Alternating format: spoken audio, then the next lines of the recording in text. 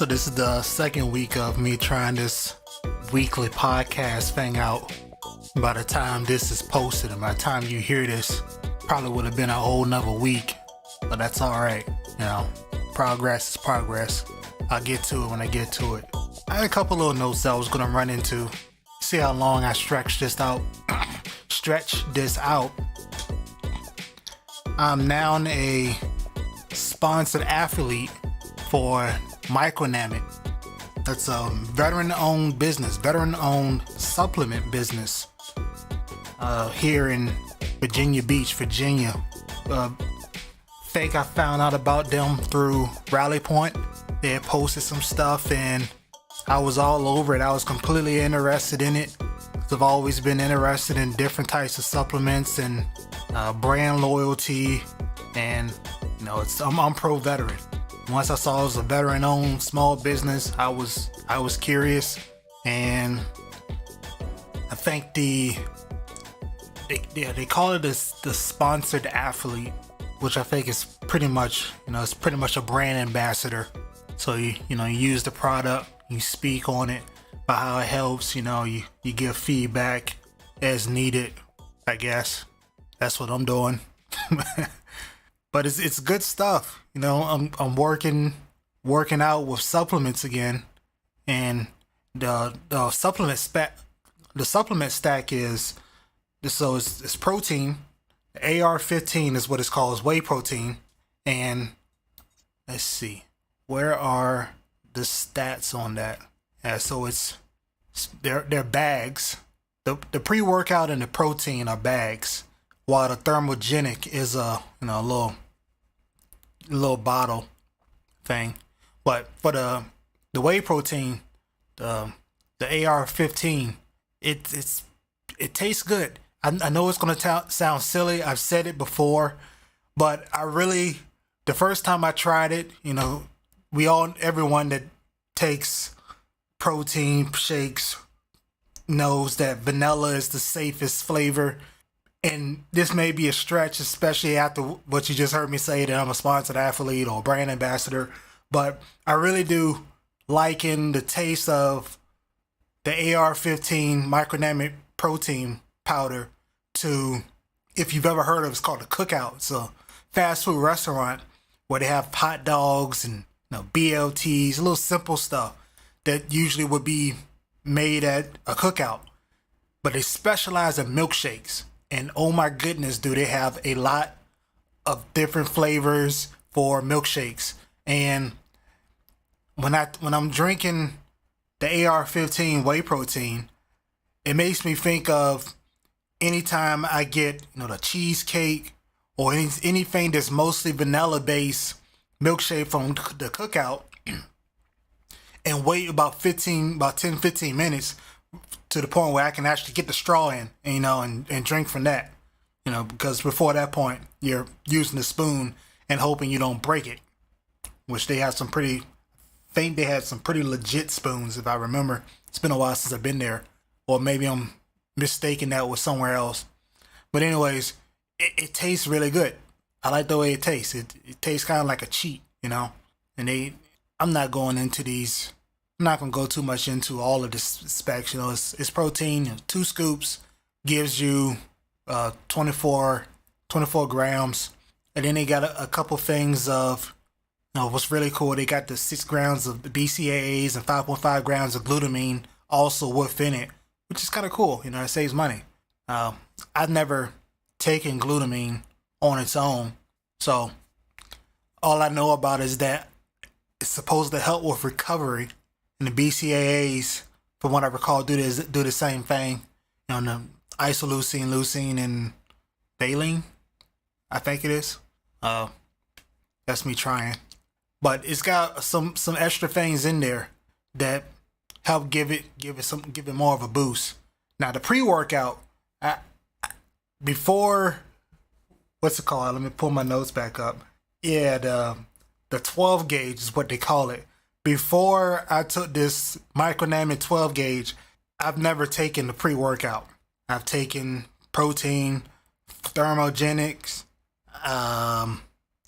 different proteins, thermogenics, multivitamins, and the BCAAs.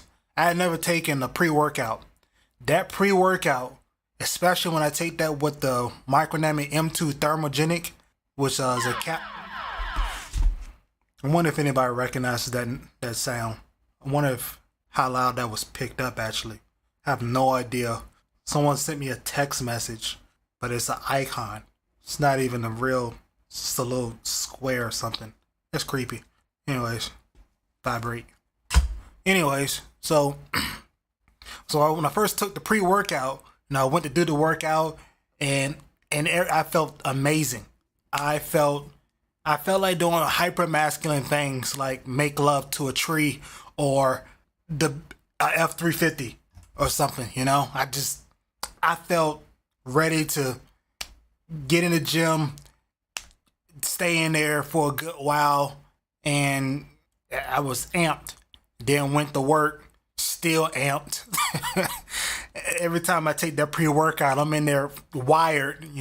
I can see sound and yeah, it's interesting. The workout does get a major boost with that pre-workout. And let me see, pull up the 12 gauge Micronamin 12 gauge pre-workout specs. They have so much stuff in here that I'm not gonna try and list all of this either. Big things is they have about 1,500 milligrams of creatine mono. Then they have a little bit of the creatine HCl and ethyl ester. They got caffeine in it. They got the taurine. I don't know much about taurine. And they got a lot of other things here. And they put a little note on the side. The product contains caffeine equal to roughly 3 cups of coffee, which is and of course they tell you, drink plenty of water, which is interesting. I don't drink coffee. So maybe you could argue how much of what I'm saying about its effectiveness could be due to me not having much of a tolerance for caffeine. I don't know. I know this pre-workout gets me going. And once I take it, I'm ready to get straight into the gym and do the same workout 3 times over. It definitely buffers lactic acid buildup. It keeps me ready to go. And I take the whey protein post-workout because, I want it to last. And I don't want to have, be gulping a whole bottle of, gulping down milk products before a workout, because then it only lasts half as long. And I don't want that bloated feeling.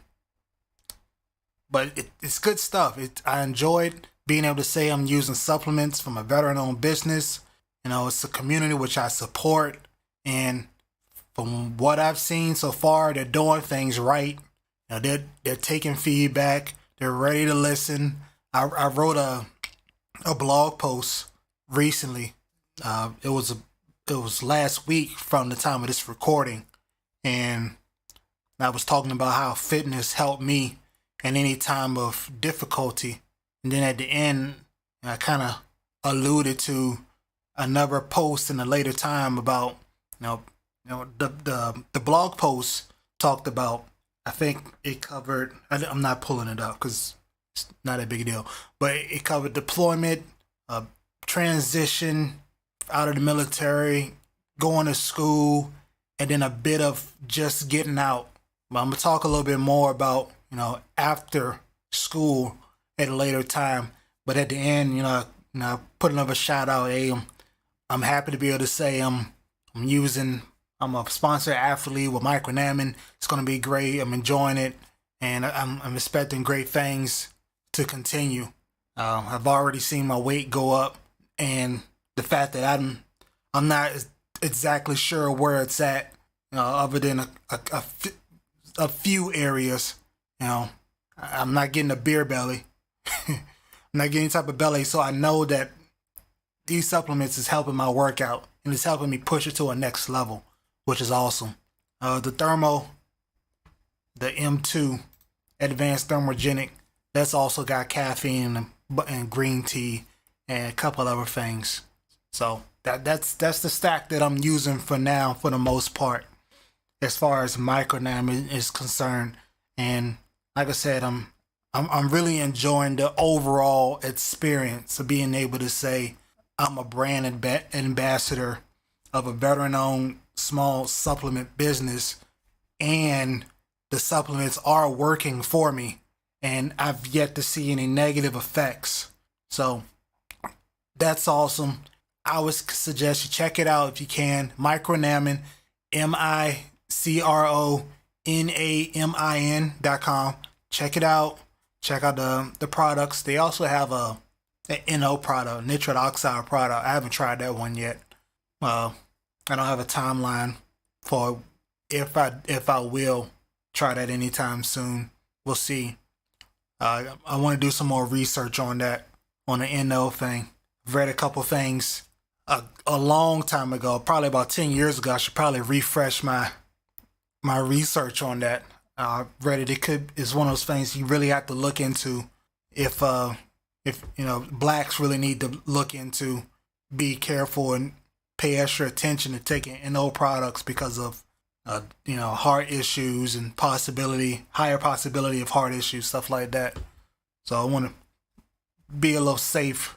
Try to get some information before putting that in my body.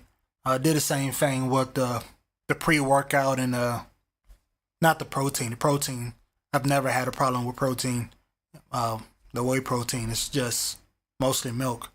Except, like I said, this one they got some extra spices in there, but I was pretty comfortable. I haven't seen any issues, which is awesome. So that's a huge rant. Trying to keep from saying that word rant.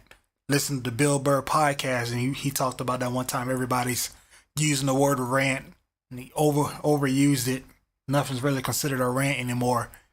And I can't feel too comfortable calling this a podcast because I haven't fixed the iTunes podcast link yet. And these usually aren't expected to go any longer than 10, 15 minutes. That's not gonna last you very long anywhere. Is it? No? Maybe? Okay. It's good stuff. I think I was on I'm switching gears pretty big right now. Just a couple hours ago I was checking out some stuff on Facebook, just trying to find something useful to read. That comes up every once in a while. And someone had posted this video about some YouTuber. I don't know who she is. I didn't look her up.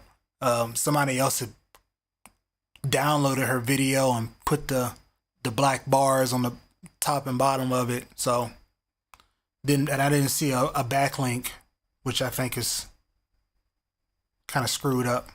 Anyways, she was talking about this article from, I think, the co-founder of the Black Lives Matter. I know, go from talking about fitness and supplements to talking about politics. All right. I'm gonna try my hand in it. Just want to throw that out there. I've already written Attention Blacks and Black Unity on the blog goaloflively.com. Why not? But the YouTuber, she's mocking the article talking about the co-founder of Black Lives Matter. Her list of 10 things that white people can do to help blacks. Stuff like, give your house up to blacks if you had it in your will to go to a family member that's racist, or if you're leaving for any amount of time, crazy stuff. I don't remember the article, but and then at the end she made the great point that needs to be heard more. And I'm probably going to screw it up since I'm not paraphrasing it. And it's been a few hours. The Black Lives Matter is kind of bastardizing. It's screwing up. It's being very excessive and extremist with what many people believe the Black Lives Matter movement could have been or should have been about. And you talk about there seemed to be a issue between cops being too quick to draw fire on blacks. That's something you can debate. Human instinct, sure. But then of course there's also the other element of cops. the big one is first one is the mass media. You know, they can perverse anything to fit a certain story. You know, you could take any story of an altercation and you clip it at the right points to make either person's story, and then you wait a while and buffer, and then by that time, you know, certain people just say, oh, I saw what I need to see. I don't care. This is what happened, you know. Meanwhile, you know, it kind of takes a while for the truth to catch up to what mass media has portrayed and everybody's accepted. So that's, of course, that's an issue. And then, of course, the stats is one of those things where it can be really manipulated, as the fact that there are a lot more whites than there are blacks in the U.S. I think. I could be wrong. I don't think I am. I don't think I need to fact check that. But, you know, looking into what's the percentage of whites shot more seemingly without good cause over blacks, and you gotta take that into consideration. The other part is, I think it was, what was I listening to? The Breakfast Club.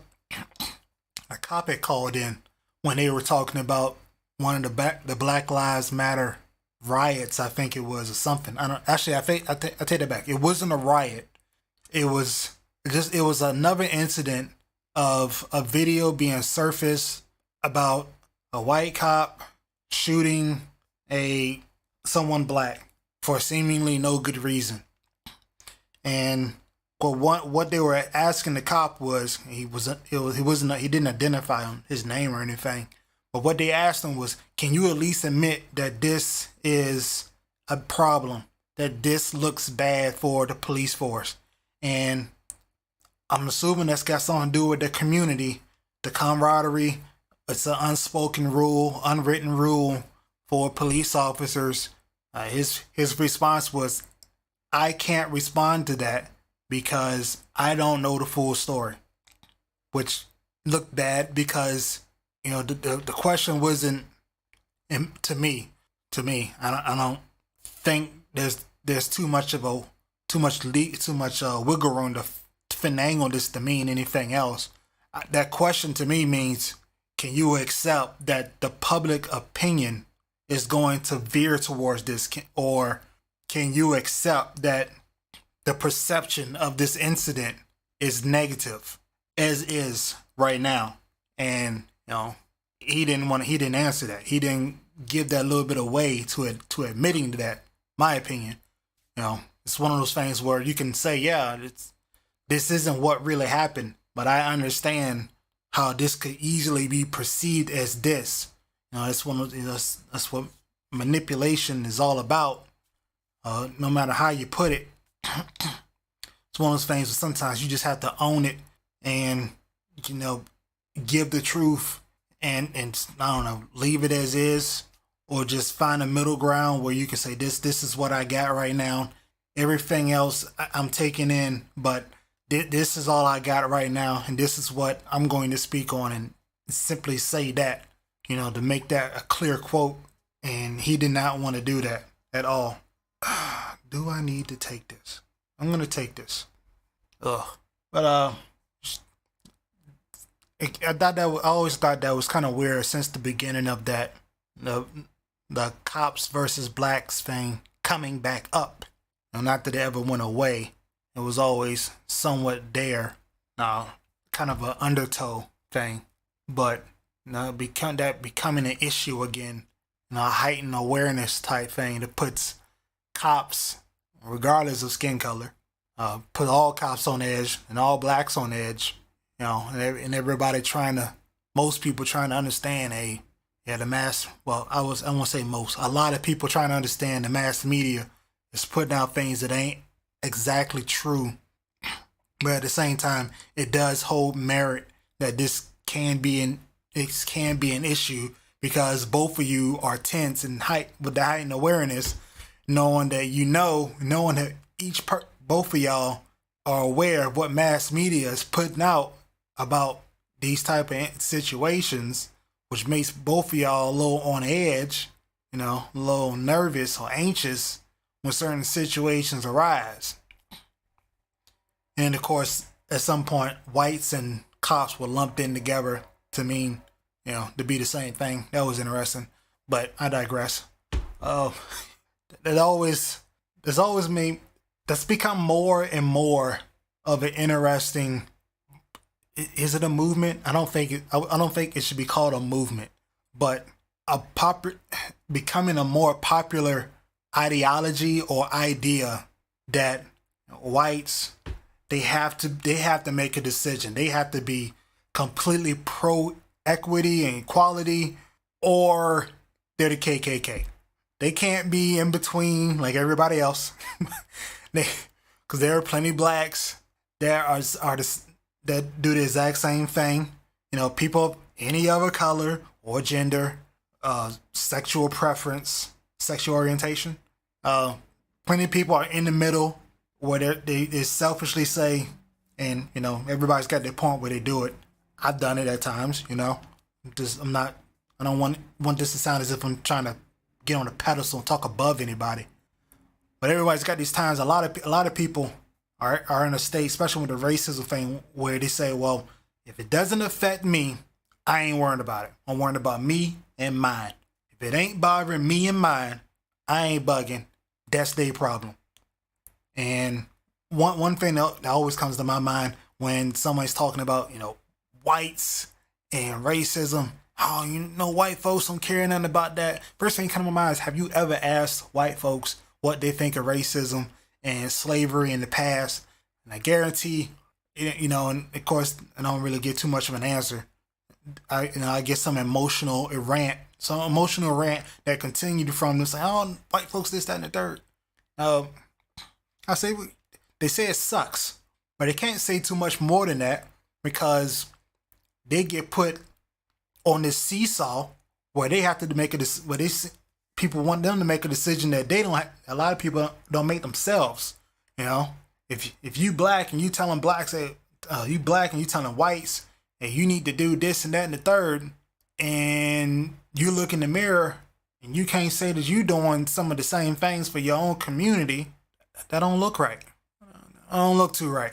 I'm saying some of the same stuff I said in another podcast. I think it was called Blacks in Hip Hop, but stuff's getting really out of hand. We're doing this. I don't know what reverse racism is.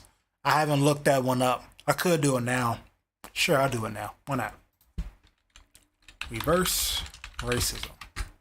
Let me see. Let's get something simple up there. And Wikipedia, as always, right? I can trust them.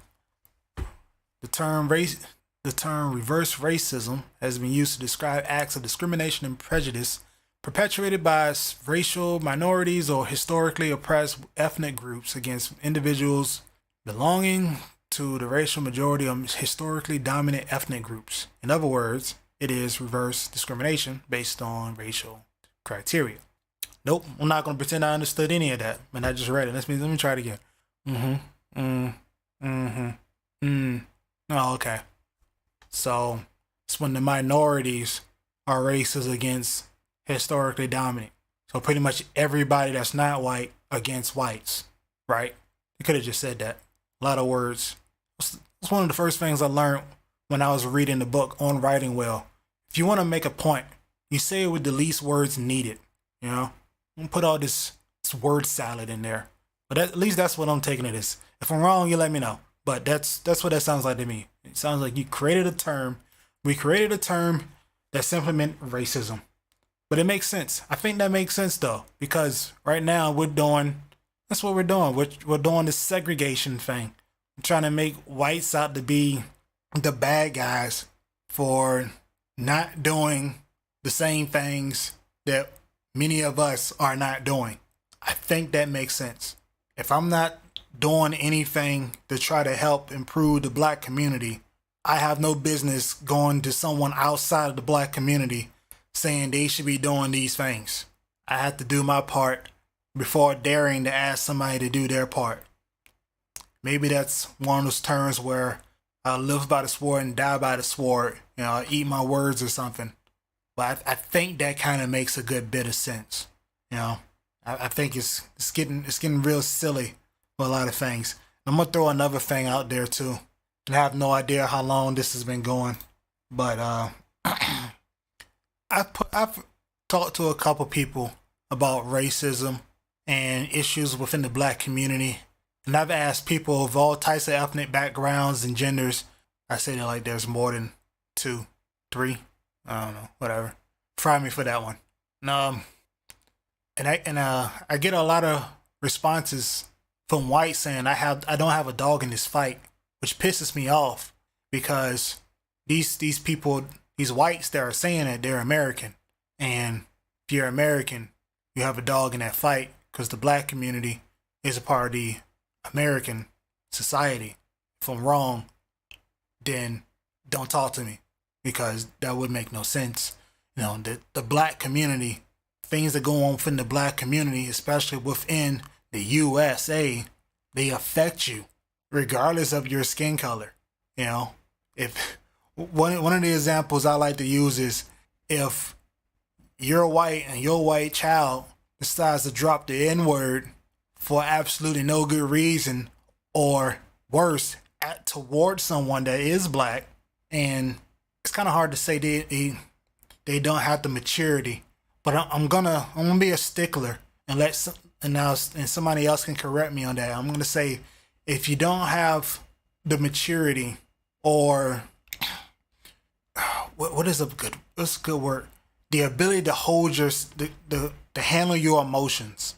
I guess that's the best I can come up with right now. If you don't have the maturity, or you don't have the ability to handle your emotions well enough to keep you from a fight or flight response, such as decking them in the face, that's going to affect you because your white child just broke a cultural taboo. I don't usually get a lot of responses. I don't recall the last time I got a response for that was anything other than touche, but that could be selective memory. I may have to check on that and may have to fact check and come back on that. No, that's just something that's getting on my nerves. Somebody said something about that on Facebook and asked for my input, and that's what I said. Hey man, whites need to stop trying to put themselves away from the problem. I get it. People are putting you on a seesaw where you can't be in the middle, even though a lot of other people are. But at the same time, that you trying to push yourself away from something that affects the entire American society, that's a no-go. And I'll have to. And of course, I've already said my bit about blacks within the black community. But man, white privilege. Everybody's got their own type of privilege. I'm pretty sure. I'm not gonna try and guess an age, but especially by the time you're an adult, if you've done any bit of being around people of different races and genders, you've had times when your gender and your skin color both helped and didn't help. Times where it hindered you, and times where it worked in your favor. That's life. I think that the only thing about whites is that there's more of them. That's really it. Being simple-minded about that anyway. Many people go into the history of Asians working together. They stay together, make family shops and stuff, and they say whites will work together, partnerships and stuff. And it's interesting to hear blacks say, yeah, we don't do none of that. But they be the same ones that you don't trust. I hurt somebody's feelings on that one. Oh, why don't blacks do this? Another reason they don't do it with you. Can't trust you. Get greedy. Anyways, another little random bit is I forgot who I was talking to about this. I think I ended up getting on a pedestal and started yapping about brands and advertising and stuff. And I was talking about how I try to choose my clothing carefully. I've been doing that for quite a while because what you wear, shows what you support to some degree, I think. I know for everybody it's not that serious. For some people, for many people, maybe most people it's simply this is comfortable or this is cheap. I like the way this looks. I like the way this makes me look. I like the way this affects my perceived status. You know, that's of course with the Jordans. If I'm paying over, the only time I'm paying over $100 for shoes was boots, and those had to be high quality boots. Luckily they were, but for some J's, come on now, it's what it is. But that's a big example I've liked to use. Whatever, if it costs about $50-$60, it gets the job done, and it lasts just as long as your J's do, I'm not bugging. If it's comfortable, it gets the job done. I like it. I like the way it looks. I like the way it looks on me. Perception, how you perceive my stats, I ain't worrying about that. Not worrying about trying to fit in. I cut that out a long time ago. Mostly because it just took so much change in order for me to even get close. So at some point when I start doing videos, I'll be attempting to make it a point to ensure that when I'm wearing anything with branding, you know, it's for something that I actively support, you know, or something. Maybe actively is unnecessary, but something that I support. That's something that I would do my best to try to ensure. It's because I think that's one of those things where, you know, again, everybody don't care too much about it. I do. I think it's important. It's one of those little things. Not only does it help you save money, it also adds a little bit more to what makes you unique. You know, we're all the same. We all bleed blood anyway, at least for now. Before those chips turn us into, I don't know, water-cooled, high-powered PCs or something like that. But take a little bit of unique chances or luxuries that you can with yourself, or I do, and I try to make the most out of it. Well, that's all I got for notes. So I'm not sure how long this is gonna come out to be. Got a lot of dead space to get rid of, and I'm not sure how nitpicky I'll get with trying to cut out errors and mistakes. But right now I'm pushing 40 minutes, which is sad because I haven't talked about too much. But I'll see, we will see, you know, where this goes, how interesting this gets, how popular it is. As like I said, I'm bouncing around, just trying a bunch of things because it's fun and it helps me learn things, put out information, get feedback. And one of the easiest ways to get information is to simply ask or to put out an opinion, and especially if it's a polarizing one or controversial, just put it out there and just try to prepare for, you know, the best and the worst. You know, hopefully I said a few things that many people feel are worth listening to and sharing with others or having a discussion about. Hopefully I said some things that people will listen to and think, hey, well, I was thinking the same thing. So, or maybe he said this a little better. I highly doubt anyone's gonna say that. I'm not a great speaker, but again, we'll see. So, good times. This is a good go at it. Go live lively.